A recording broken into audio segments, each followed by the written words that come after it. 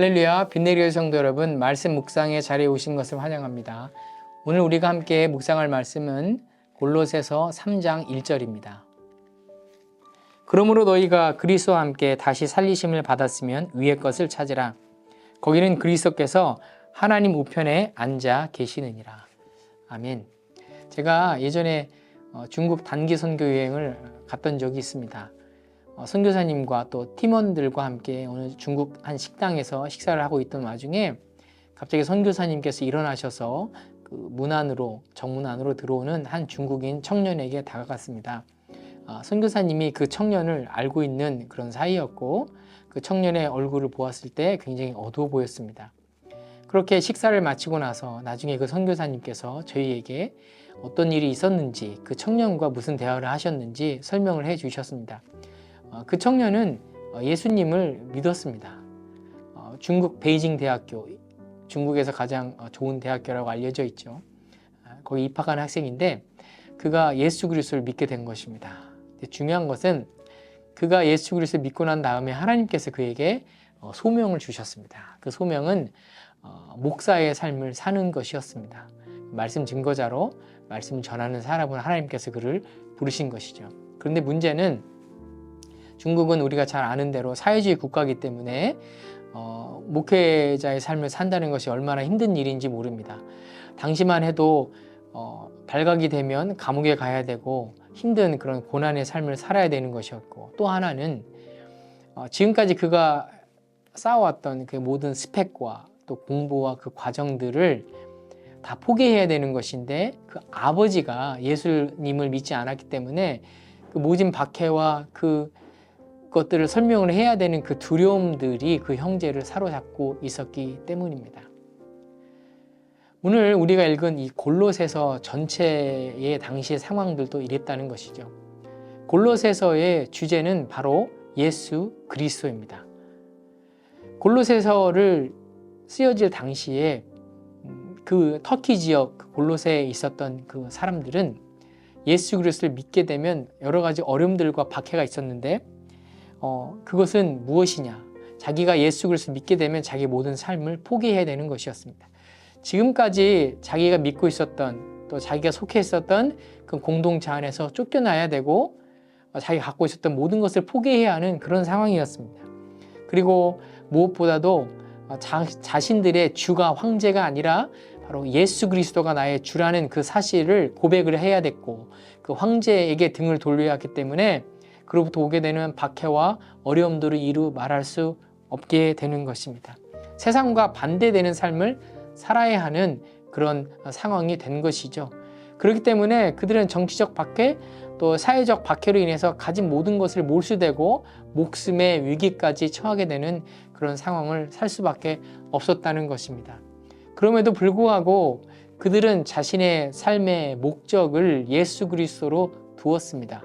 그래서 골로새서는 예수 그리스도를 믿는다는 것이 무엇인가, 예수 그리스도를 믿는 그 가치가 무엇인가에 대해서 설명을 하고 있는 책입니다. 오늘 우리가 읽게 되는 3장 1절부터 11절에서는 그렇게 예수 그리스도를 삶의 목적으로 삼은 사람들은 어떻게 살아가야 되는 것인가를 설명을 해주고 있습니다. 성도 여러분, 만약에 누군가가 성도 여러분에게 왜 삽니까? 라고 물으면 성도 여러분은 뭐라고 얘기를 하시겠습니까? 왜 사냐고는 웃지요. 이런 그런 글도 있는 것으로 이제 기억이 되는데, 만약에 누가 나에게 왜 사냐라고 물으면 나는 예수 그리스도 때문에 삽니다. 나의 삶의 목적은 예수 그리스도입니다. 라는 고백이 성도 여러분의 입술 가운데 나오기를 바랍니다. 그냥 마지못해 산다, 어떤 성공을 위해 산다, 어떤 건강을 위해 산다, 뭐 이런 것이 아니라 우리의 삶의 목적이 바로 예수 그리스도가 되어야 한다는 것입니다. 만약에 오늘 이 시간에 여러분 삶의 목적을 점검해 볼 때 내 삶의 목적이 예수 그리스도가 아니다라면 지금 빨리 그 방향을 수정하셔야 됩니다. 삶의 목적을 예수 그리스도로 두는 사람, 예수 때문에 밥 먹고, 예수 때문에 먹고, 예수 때문에 자고, 예수 때문에 입고, 예수 때문에 누군가를 만나고, 예수 때문에 사는 목적을 갖고 있는 그 사람이라면 그 사람을 우리는 뭐라고 부르느냐? 바로 그리스도인이라고 부르는 것입니다. 만약에 그렇게 하고 있지 않다면 나는 예수 그리스도가 내 삶의 목적이 되지 않는 것입니다. 우리가 예수 그리스도 믿고 나면 곧바로 천국에 가면 좋겠지만 우리 삶이 그렇지 않습니다. 예수를 믿어도 여전히 아프고요. 예수님을 믿어도 여전히 고통 가운데 있고요. 가난하고요. 어려움들이 수없이 많습니다.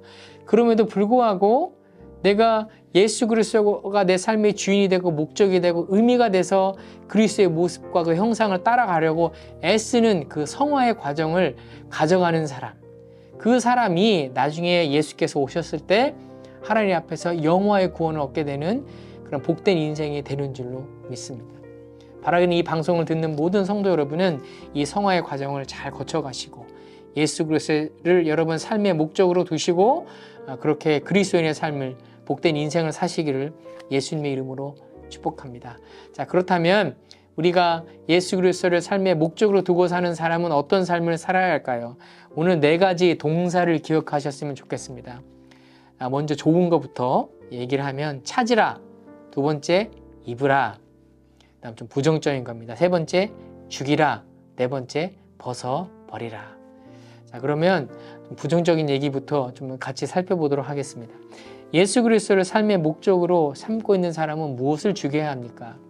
아침부터 죽이라라고 얘기하니까 기분이 별로 안 좋은데 다른 표현으로 하면 영원히 정지시키라 라고 말씀합니다. 5절 보겠습니다. 그러므로 땅에 있는 지체를 죽이라. 땅에 있는 지체, 그것은 이제 땅의 것을 얘기하죠. 우리 2절에 보면 비슷한 말씀이 있는데 땅의 것을 생각하지 말라. 자, 땅의 것을 생각하지 않고 땅에 있는 지체를 영원히 정지시키라 라고 이야기를 합니다. 자, 그러면 어떤 것을 정지시켜야 합니까? 이어서 음란, 부정, 사욕, 또 악한 정욕, 그리고 탐심, 소유욕이죠. 이런 것들을 영원히 정지시키라는 것입니다. 왜냐하면 그것들에 탐닉하게 되면 결국 그것들은 우리로 하여금 하나님을 떠나게 하는 죄악들이 되게 되는 것입니다. 이것이 이제 5개 죄악입니다.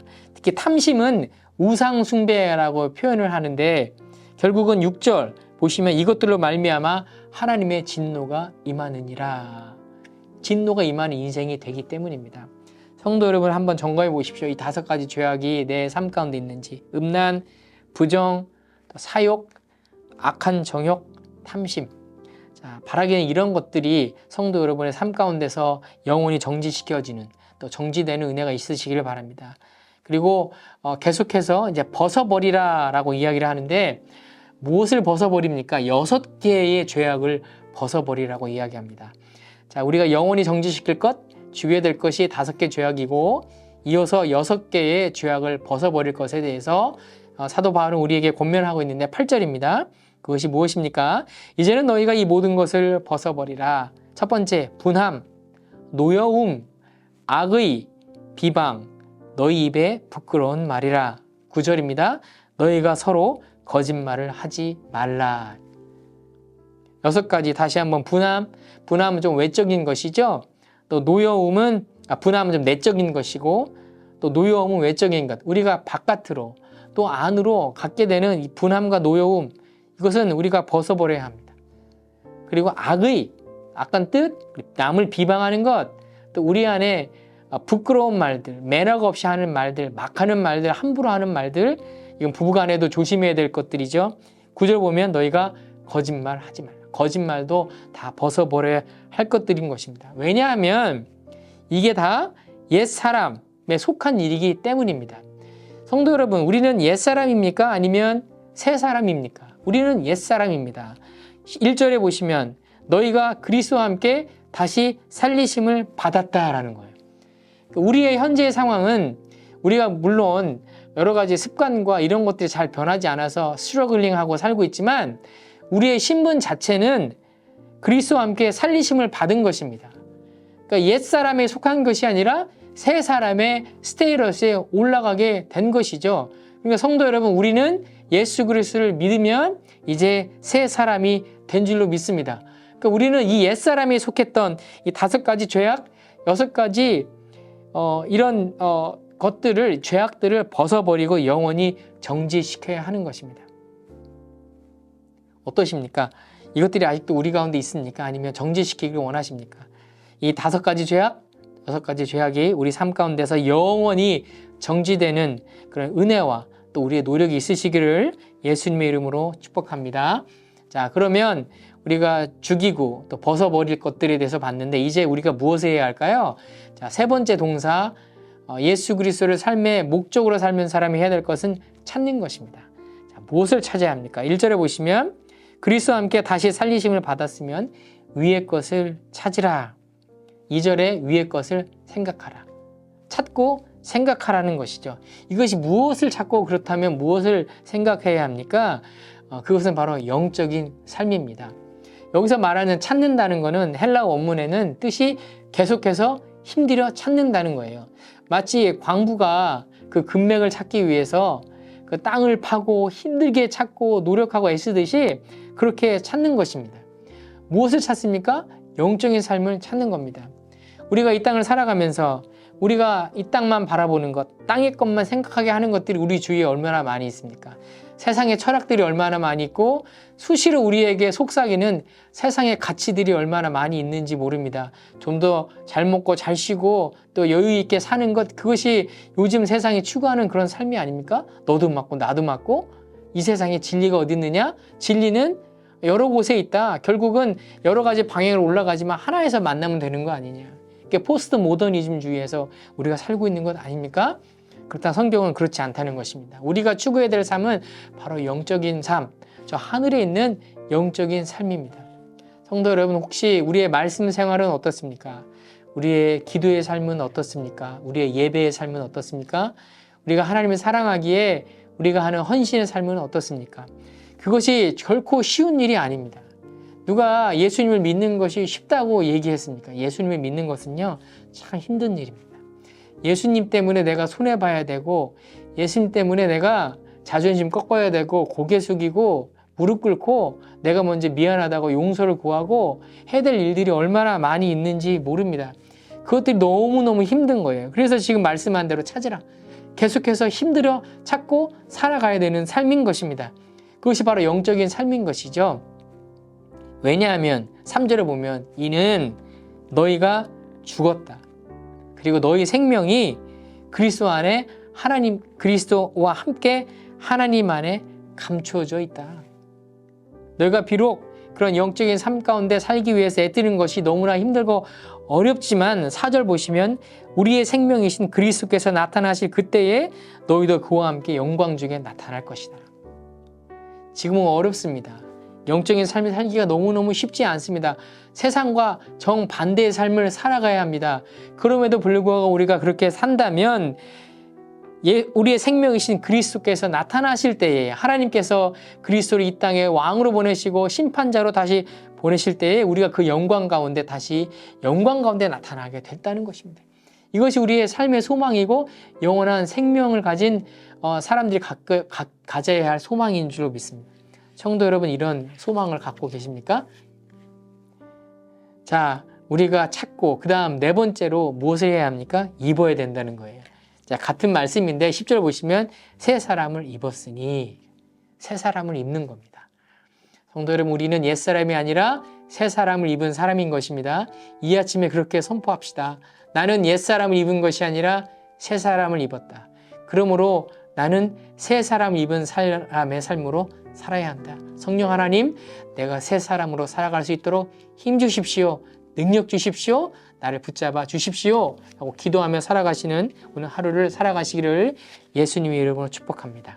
자, 우리가 그렇다면 옛사람을 죽이고 옛사람의 그런 행위를 영원히 정지시키고 벗어버린다면 이제 우리에게 오는 것이 그렇게 하고, 그리고 우리가 새 사람을 찾고 하늘의 것을 입고 찾는다면 우리에게 오는 것이 무엇입니까? 10절에 보시면 이렇게 나와 있습니다. 이는 자기를 창조하신 이의 형상을 따라 지식에까지 새롭게 하심을 입은 자니라. 우리가 어떤 사람이냐면요, 자기를 창조하신 이 형상을 따라 지식에까지 새롭게 하심을 입은 자였다랍니다. 자, 이게 무슨 말이냐면 쉽게 표현하면 이렇습니다. 우리가 새 사람을 입었고 우리가 위의 것을 찾는 그런 삶을 산다면 그리스도와 연합한 삶이 된다는 거예요. 그럼 우리가 그리스도와 연합한 삶을 살게 되면 하나님께서 우리에게 주시는 것이 무엇이냐? 영적인 통찰이라는 것입니다. 지식이라는 것이 뭔가를 알고 우리 안에 쌓이는 그 날리지가 아니라 영적인 통찰을 이야기합니다. 그러니까 이것이 그런데 한 번에 끝나는 것이 아니라 현재 진행형입니다. 새롭게 하심. 그러니까 우리가 새 사람을 입고 그리스도와 연합한 삶을 살면 하나님께서 끊어지지 아니하는 매일의 삶 가운데서 그런 영적인 통찰을 주신다는 겁니다. 그 영적인 새 힘을 얻게 하신다는 거예요. 성도 여러분, 우리가 옛사람을 포기하였습니다. 옛사람의 행위를 다 벗어버렸습니다. 세상이 가는 방향대로 가지 않습니다. 세상이 주는 가치대로 가지 않습니다. 세상의 것을 우리의 주로 모시지 않습니다. 예수님을 나의 주로 모시고 삽니다. 그러면 하나님께서 우리에게 주시는 것이 있어야 될 거 아닙니까? 그것이 뭐냐? 매일매일 나를 새롭게 하시는 영적인 통찰, 그 영적인 통찰로부터 나에게 주시는 영적인 새 힘, 그것이 바로 이 땅을 살아가는 예수 그리스도 삶의 주인으로 모시고 살아가는 그 새 사람에게 주시는 하나님의 은혜인 것입니다. 할렐루야. 성도 여러분, 나는 새 사람입니다. 나는 새 사람을 입은 사람입니다. 나에게 하나님께서는 날마다 끊어지지 아니하는 영적인 새 힘을 주실 줄로 믿습니다. 할렐루야. 아멘. 그러니까 오늘 이 하루를 우리가 살아갈 때 하나님께서 나에게 영적인 새 힘을 주실 것입니다. 그러므로 옛사람의 행위, 또 옛사람의 가치, 옛사람의 목적을 쫓아가지 마시고 새 사람을 입으시고 예수 그리스도를 삶의 목적으로 삼으시고 영적인 새 힘을 얻으며 살아가시기를 예수 그리스도 이름으로 축복합니다. 아멘. 함께 기도하시겠습니다. 하나님, 하루하루 하나님 말씀 안에서 살아가게 하시니 감사합니다. 빛내리 공동체 안에서 말씀을 나누고 예배와 찬양으로 하나님을 섬기는 저희들에게 그 공동체를 통하여 사랑으로 지켜주시고 또 성장하게 해주시니 감사합니다. 하나님이 부어주신 그 사랑으로 저희가 지금 이 자리에 있음을 고백합니다. 하나님께 받은 그 사랑을 나누기를 원하는 빛내리 공동체입니다. 그런 저희에게 새 성전을 위한 부지를 허락하시니 그 또한 감사합니다. 저희는 하나님이 이끄시는 큰 계획 앞에 한 걸음 한 걸음 나아가고 있습니다. 이 모든 과정에 함께 하셔서 그 계획이 기도로 채워지고 또 넘쳐서 우리 모두가 하나님의 일이 이루어지는 것을 보는 기쁨을 누리기를 기도합니다. 이 일을 위해 지혜와 기도를 모으고 있는 리더들을 위해 기도합니다. 하나님의 일을 이끌어갈 하나님의 사람을 세워주시니 감사합니다. 그들의 몸과 마음이 지치는 일 없이 하나님의 기쁨이 되는 성전 건축에 필요한 일들을 잘 감당할 수 있도록 이끌어주세요. 또 서포트할 공동체를 위하여 기도합니다. 새 성전 건축을 위하여 빛내리의 온 성도가 기도를 쌓아 서포트하려 합니다. 우리 모두가 이 일이 어떻게 하나님 나라를 넓히는 데 사용될지 꿈꾸며 감사하고 설레는 마음으로 기도하게 해주세요. 과정 중에 우리 사람의 생각과 다른 과정을 겪더라도 결국에는 하나님의 계획하심과 예비하심을 체험하는 일이 될 줄로 믿습니다. 모든 과정 중에 성도 한 사람 한 사람의 믿음이 성장하길 바랍니다. 또 그 일을 통해 하나님과 가까워지는 소중한 기회가 되기를 바랍니다. 그리하여 새 성전이 지어졌을 때 충만해진 믿음과 사랑으로 우리에게 주어지는 하나님의 일을 우리가 잘 감당하고 다음 세대와 이웃을 하나님의 마음으로 품을 수 있는 빛내리 교회가 되게 해주세요. 지금까지 되어진 일들에서 하나님의 임재를 느끼게 해주시니 감사합니다. 앞으로 되어질 일들의 빛내리 교회가 크신 하나님의 인도하심을 믿고 크신 하나님만 바라보며 나아갈 때 저희에게 또 커다란 기쁨과 사랑을 주실 것을 믿으며 이 모든 말씀 우리 주 예수 그리스도의 이름으로 기도드렸습니다. 아멘.